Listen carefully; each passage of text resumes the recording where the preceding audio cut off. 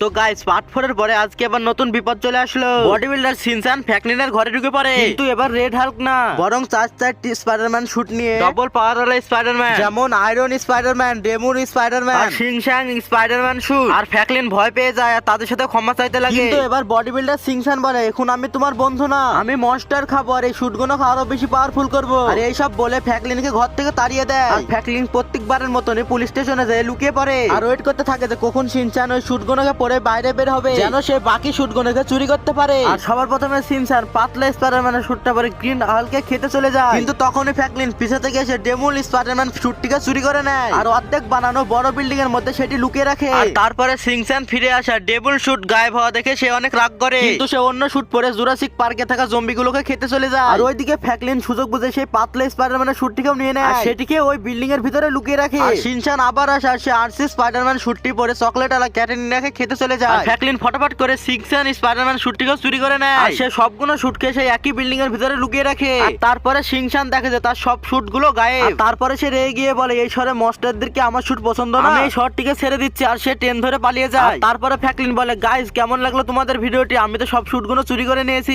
তোমাদের যদি ভিডিওটি ভালো লাগে অবশ্যই একটি লাইক করে চ্যানেলটিকে সাবস্ক্রাইব করো।